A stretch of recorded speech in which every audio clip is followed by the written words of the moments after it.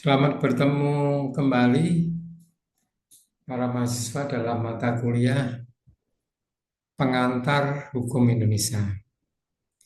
Ini adalah pertemuan yang kedua. Pertemuan pertama tentu kita masih ingat membicarakan tentang pengertian hukum. Dan kita sudah memahami, para mahasiswa juga kalau lupa dapat membuka kembali materi yang sudah disediakan. Ada video dan ada eh, drive-nya, membuka drive-nya. Nah, pertemuan kedua ini kita akan membahas mengenai sumber-sumber hukum. Jadi hukum itu memiliki sumber. Apa sumber-sumber dari hukum itu? Nah, berdasarkan undang-undang Pancasila merupakan sumber dari segala sumber hukum. Apa artinya sumber dari segala sumber hukum? Artinya dia yang utama, yang tertinggi, yang awal. Ada sumber hukum yang lain, tetapi harus bersumber dari Pancasila. Semua aturan harus selaras dengan nilai-nilai Pancasila. Jadi Pancasila yang dimaksud di sini adalah nilai-nilai Pancasila. Sebagaimana kita ketahui, Pancasila memiliki sila panca atau lima sila. Panca sila, lima sila. Panca itu lima. Mungkin ada yang ingat, ada yang lupa ya. Apa saja sila-sila dari Pancasila. Tetapi dengan kemajuan teknologi sekarang dapat dengan mudah apabila kita lupa kata-katanya, mungkin urutannya, itu bisa kita lihat. Misalnya yang pertama, ketuhanan yang Maha Esa. Ya, kemanusiaan yang adil dan beradab. Persatuan Indonesia. Kerakyatan yang dipimpin oleh hikmat kebijaksanaan dalam pemusatan perwakilan. Kelima, keadilan sosial bagi seluruh rakyat Indonesia. Itulah masing-masing sila dari Pancasila. Tetapi masing-masing sila itu diuraikan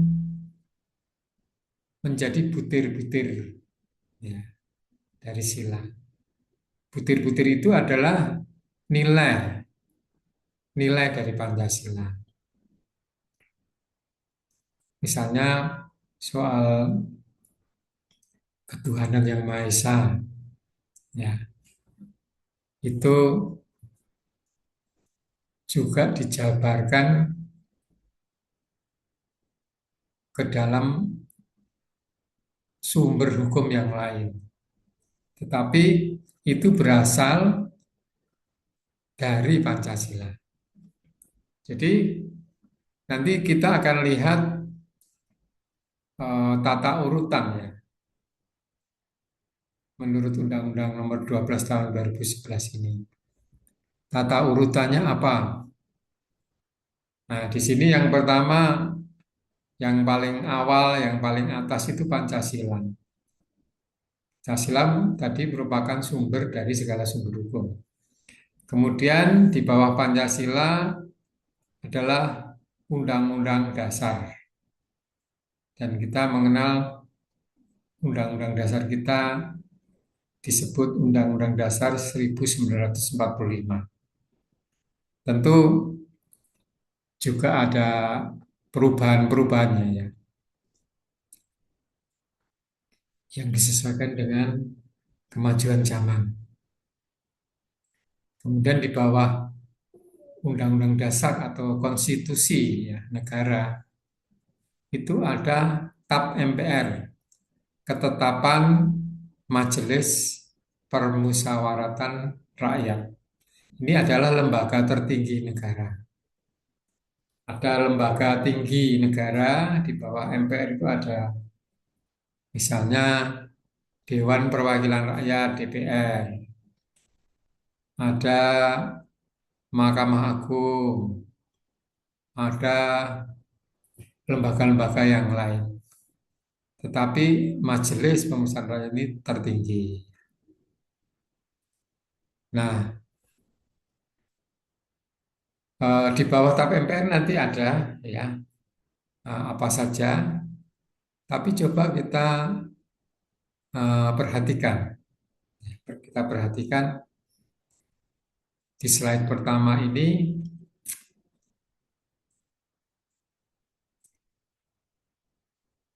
mengenai kedudukan Pancasila. Pancasila ditempatkan yang paling tinggi, bahkan tidak hanya kedudukannya tinggi, tapi dari sisi sumber hukum, dia adalah sumbernya dari sumber hukum. Nah, jadi tidak boleh bertentangan sumber hukum yang lain, misalnya seperti konstitusi kita, Undang-Undang Dasar 1945 ini, ketetapan MPR, nanti ada lagi di bawahnya ketetapan MPR ada setingkat undang-undang atau perpunya ya, peraturan pemerintah pengganti undang-undang karena kebutuhan mendesak. Kemudian nanti ada peraturan-peraturan yang lain yang di bawahnya. Nah, kita harus harus menghafal ya, menghafal eh, tata urutan ini. Tata urutan ini telah ditetapkan berdasarkan undang-undang. Undang-undang dibuat oleh Dewan Perwakilan Rakyat dengan persetujuan Presiden. Sedangkan draft undang-undang itu bisa berasal dari DPR, bisa berasal dari Presiden atau pemerintah. Nanti akan dibahas dan eh, pembahasan rancangan undang-undang itu banyak sekali akan diagendakan sesuai dengan kebutuhan yang mendesak. Ya, ada program legalisasinya ya, rancangan undang-undang apa saja, kemudian seperti mungkin pernah dengar para mahasiswa rancangan undang-undang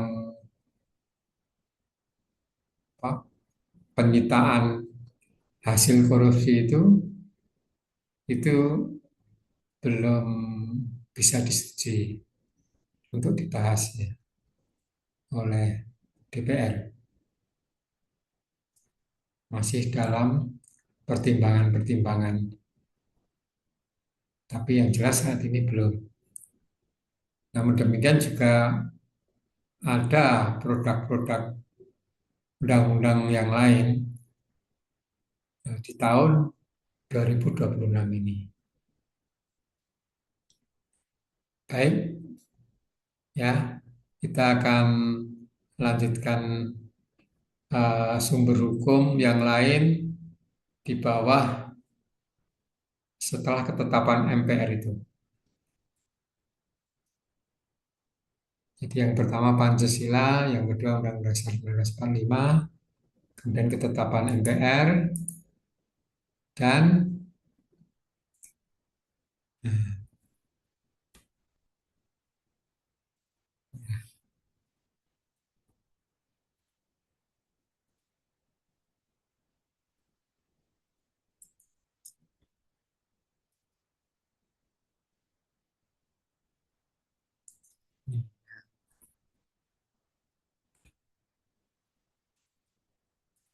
Jadi Pancasila, Undang Dasar 1945, ketetapan MPR, kemudian dilanjutkan dengan undang-undang atau Perpu, di bawahnya ada peraturan pemerintah, di bawah peraturan pemerintah ada peraturan presiden, di bawah peraturan presiden ada peraturan daerah provinsi. Jadi ini ada DPRD, ada gubernur. Di bawahnya lagi ada peraturan kabupaten setingkat kabupaten atau kota. Ada DPRD-nya juga dan bupati atau wali kota. Nah, ini tata urutannya ya. Dan tata urutan ini tidak boleh bertentangan dengan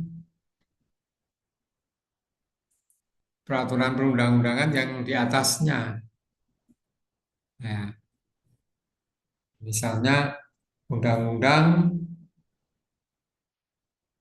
yang dikeluarkan bisa saja bertentangan dengan ketetapan MPR. Bisa saja, bisa saja ya, tidak tidak setiap undang-undang itu bertentangan atau tidak setiap undang-undang itu ada pasal-pasal tertentu yang eh, bertentangan. Jadi bisa bertentangan, bisa tidak pasal-pasal tertentu ya dengan peraturan perundangan yang di atasnya. Bagaimana kalau ada pasal-pasal tertentu yang bertentangan? Tentu dapat diajukan pembatalannya.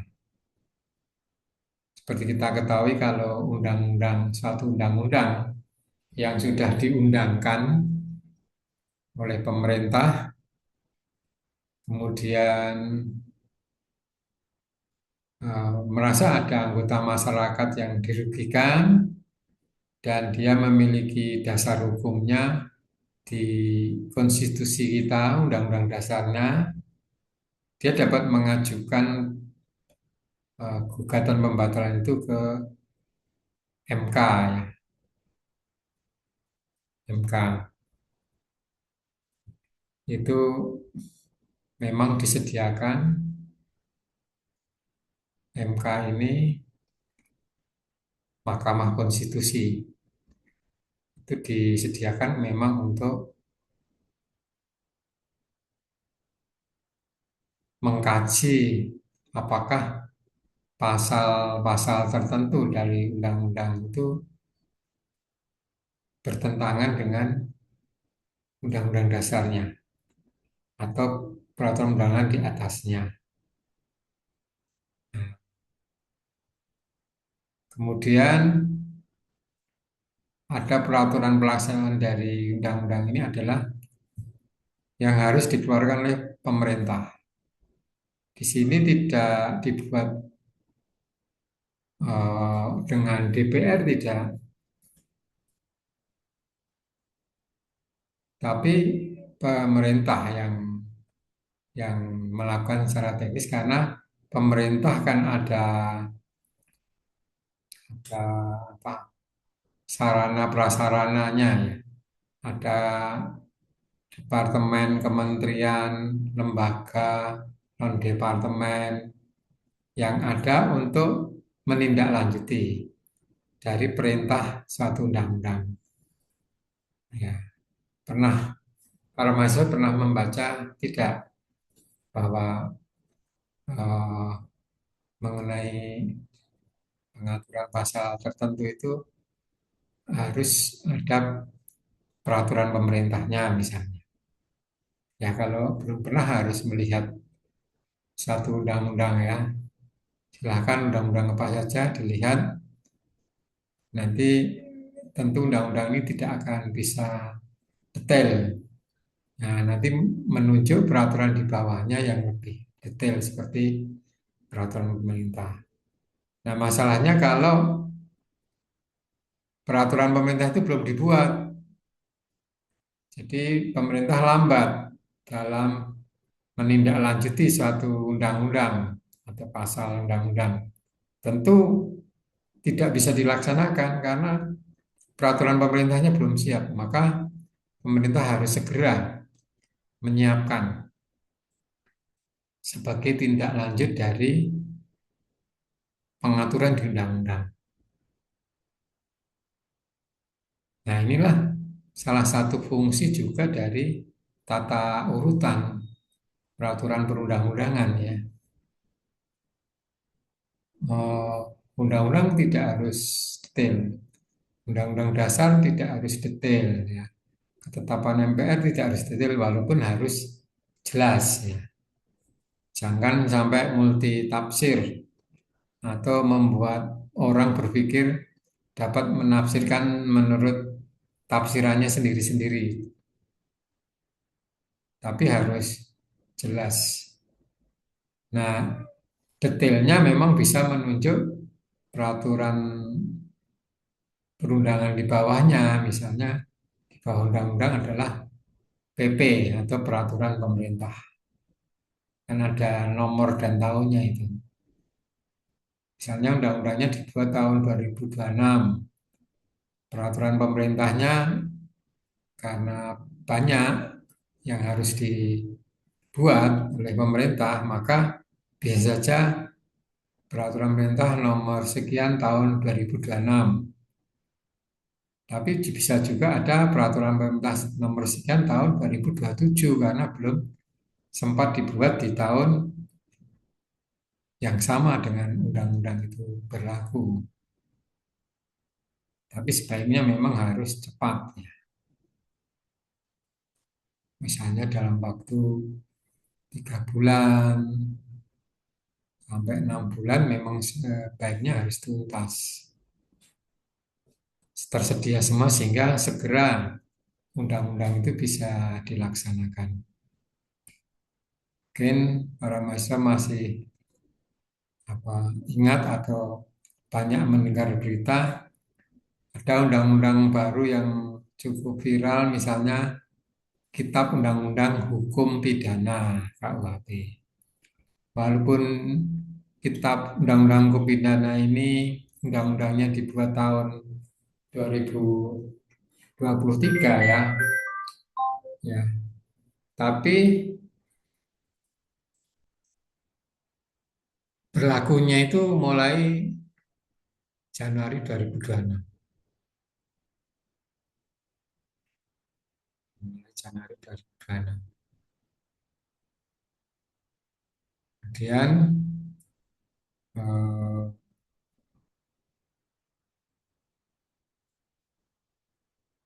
selain Kitab Undang-Undang Hukum Pidana juga ada Kitab Undang-Undang Hukum Acara Pidana. Ya, kalau tadi sering disingkat KUHP, Kitab Hukum Acara Pidana, KUHAP, ya, ada acara pidana.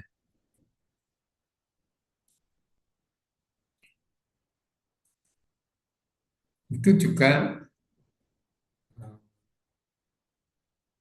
baru, ya baru berlaku. Sehingga kalau ada peraturan pemerintah itu harus segera dituntaskan, ya, supaya bisa segera diberlakukan. Kemudian peraturan pemerintah yang masih perlu detail lagi, ya, karena tidak mungkin sedetailnya di peraturan pemerintah, maka masih ada di bawahnya adalah peraturan presiden. Apalagi kalau peraturan pemerintah ini menunjuk pasal tertentu mengatur tentang apa gitu ya, urusan tertentu itu melalui peraturan presiden, jadi langsung menunjuk. bisa, ya bisa. Nah, peraturan presiden ini bisa juga ditindaklanjuti di tingkat provinsi itu dengan peraturan daerah provinsi. Kemudian peraturan daerah provinsi memiliki pemerintahan kabupaten atau kota. Nah, peraturan daerah kabupaten kota ini akan menindaklanjuti lagi peraturan daerah provinsi.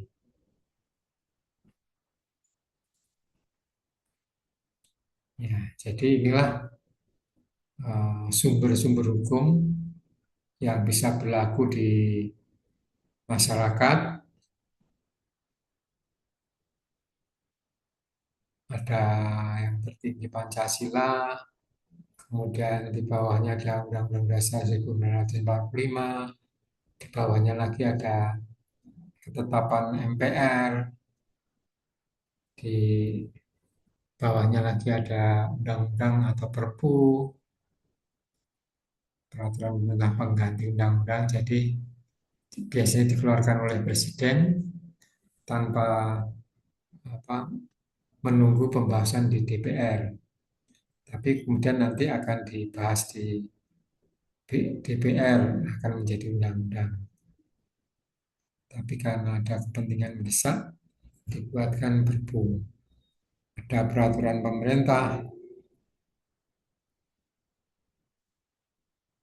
bawahnya peraturan presiden, bawahnya lagi peraturan daerah, baik tingkat provinsi, kabupaten, atau kota. Nah, dan kita masuk ke slide berikutnya. Apakah ada sumber hukum yang lain selain yang disebutkan tadi? Itu ada sumber hukum lain yang diakui ya, dalam hukum, yaitu misalnya yang pertama adalah kebiasaan atau adat. Kebiasaan atau adat. Jadi mungkin tidak secara tertulis disahkan oleh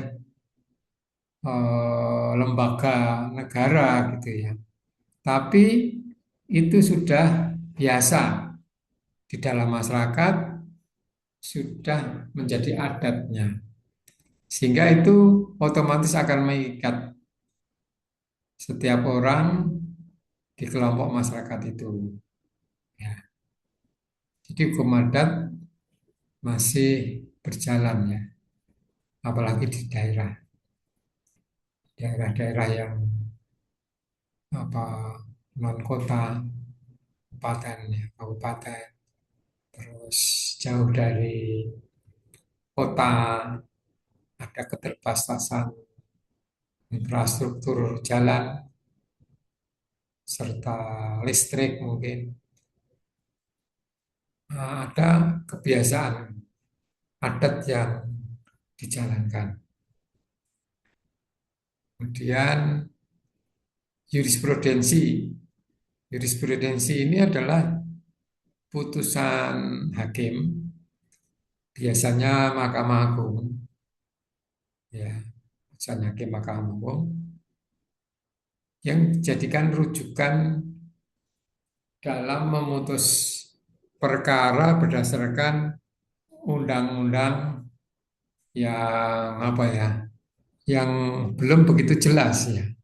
Undang-undang begitu jelas jadi sengketa, kemudian dibawa ke pengadilan dari tingkat pertama, kedua, kemudian mungkin tingkat kasasi atau upaya hukum yang lain diputus oleh Mahkamah Agung. Ada pengadilan negeri, pengadilan tinggi, ada Mahkamah Agung. Nah, itu namanya jurisprudensi. Jadi bisa dipakai sebagai sumber hukum di kalangan mungkin advokat, jaksa, atau hakim sendiri bisa saja memakai jurisprudensi sebagai sumber hukum karena memang di undang-undangnya belum jelas mengenai itu, belum mengatur mengenai itu. Ini jurisprudensi. Kemudian selain kebiasaan jurisprudensi juga ada traktat atau perjanjian internasional. Jadi ada negara antar negara asing ya. Kemudian ada lembaga internasional dibuatkan suatu perjanjian yang mengatur urusan-urusan tertentu, mungkin urusan kriminal, mungkin urusan perdagangan, mungkin urusan pembatasan-pembatasan, mungkin urusan apa kriminal internasional yang melibatkan negara-negara yang lain. Nah, fakta perjanjian ini bisa diperlakukan atau ikut di negara tertentu mengikuti itu dengan cara diratifikasi. Jadi disahkan, diakui secara tertulis dalam satu undang-undang ya. Jadi di sini ada pembicaraan Dewan Perwakilan Rakyat dan Presiden atau pemerintah. Itu akan keluar, akan diundangkan ya dalam lembaran negara. Nah, di Indonesia banyak sekali telah meratifikasi traktat-traktat atau perjanjian-perjanjian internasional ya. Dan nanti kalian bisa nyari contoh ya, search sendiri di Google misalnya apa misalnya perjanjian internasional apa yang diratifikasi oleh kita. Ya, kita ikut apa terlibat memaksa di apa dibatasi harus mengikuti kalau sudah meratifikasi. Kemudian sumber hukum yang lain adalah doktrin, doktrin ahli hukum atau pendapat ahli hukum ini. Jadi ini adalah ilmu pengetahuan hukum masuk dalam karena pendapat ahli hukum masuk pendapat dalam keilmuan hukum. Misalnya ahli hukum tertentu memiliki pendapat mengenai suatu hal ya, suatu perbuatan hukum tertentu, itu bisa juga dijadikan sumber hukum apabila memang undang-undang atau peraturan undangan yang lain itu tidak belum mengatur, tidak ada, jadi belum mengatur. Maka seringkali pendapat ahli hukum ini dijadikan sumber hukum. Mungkin dalam satu sengketa hukum, mungkin dalam hal pembuat perjanjian-perjanjian ataupun penyelesaian masalah. Nah, ini doktrin hukum ya, yang berasal dari pendapat ahli hukum. Misalnya ada doktrin bahwa di Indonesia itu semua orang dianggap tahu. Walaupun dia tidak tahu undang-undang, tapi ketidaktahuan undang-undang itu tidak bisa menghapus kesalahannya. Tidak ada alasan pemaaf gitu ya. Karena doktrinnya setiap orang dianggap tahu. Nah itu misalnya contoh. Baik, untuk kuliah hari ini kita cukupkan sekarang ya. Sudah cukup untuk saat ini. Kita akan mengakhirinya.